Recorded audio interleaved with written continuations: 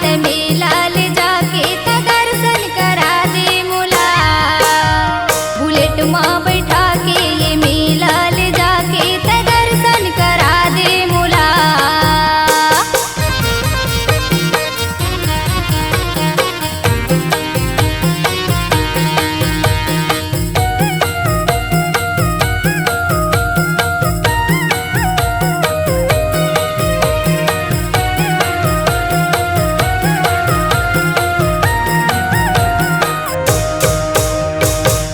मोतीपुर सोनपुरी के बीच वन सुंदर के धाम है।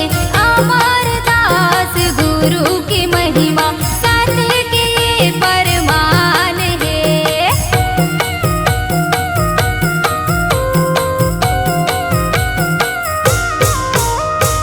जी हाँ गुलचरण रखे रेती के बन गे ठिहागा।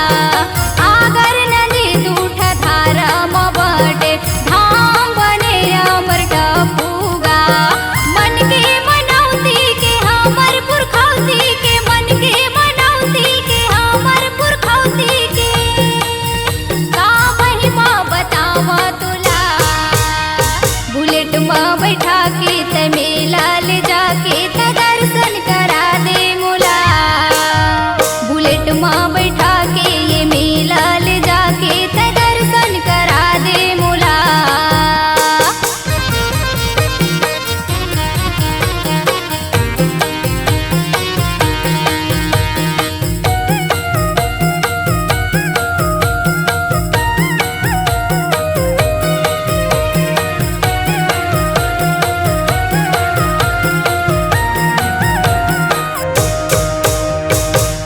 अमरदास बाबा के महिमा अमर टपू बार डेरा माँ।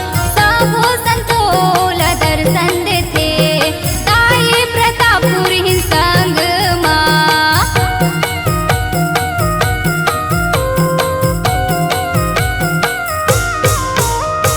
रानू गुलाबी महिमा गाए दिन और रात माँ। साथ के गाया जोर बगर गे धरती आऊ आकाश माँ। पंथी भजन गा के जयकारा लगा के पंथी भजन गा के जयकारा लगा के कर कीजिए मोर चोला।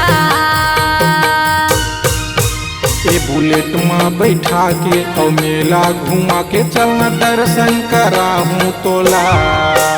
ए बुलेट माँ बैठा के और मेला घुमा के चलना दर्शन करा हूँ तोला। त दर्शन करा दे मोला। चलना दर्शन करा हूँ तोला।